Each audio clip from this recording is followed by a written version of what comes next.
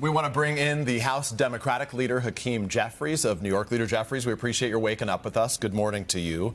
As we just heard from both Julie and Ryan, this, if it wasn't already, this crisis just got very real for a lot more Americans. Food lines at football stadiums, 42 million Americans beginning today are going to go without those SNAP benefits. This isn't just blue states, red states. Everybody is affected by this. Democrats have framed this debate as being about health care premiums, which are expected to skyrocket at the end of the year right now. But have we reached the point where other crises like those benefits, now no longer available to Americans, have become more immediate, that it needs to be addressed right now?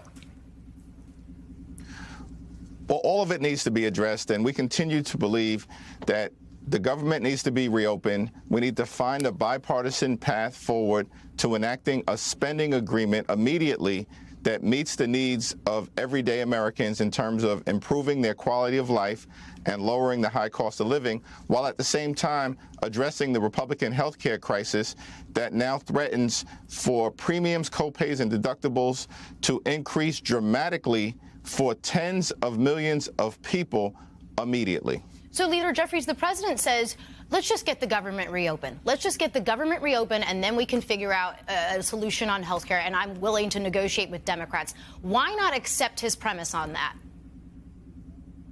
Well, the president is clearly unwilling to negotiate. In fact, he's playing golf this weekend at his beach resort. And that's consistent with what we've seen over the 32 days that he and Republicans have shut the government down. In fact, Donald Trump, of course, has spent more time talking to Hamas and more time talking to the Chinese Communist Party during this government shutdown than he has with Democrats on Capitol Hill, who represent half the country.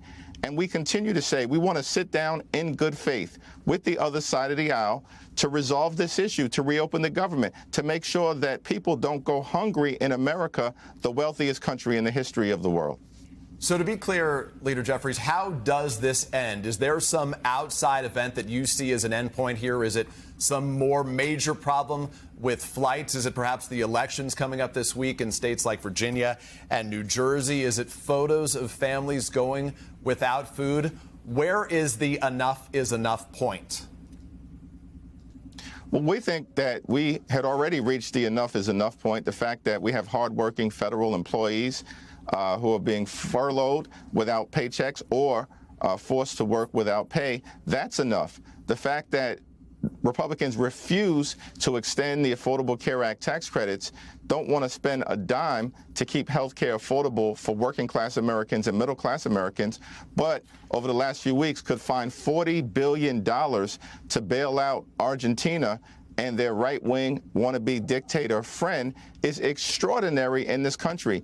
It's also extraordinary that two federal courts have said that the Trump administration has the money and is required to make sure that not a single person in this country loses their nutritional assistance benefits so they can continue to put food on the table, including 16 million children. Yet the Trump administration refuses to spend taxpayer dollars in a manner consistent with what Congress had previously instructed them to do.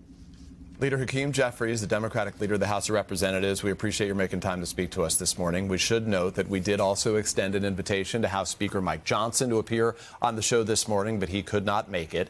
We do hope he'll join us on a future Saturday.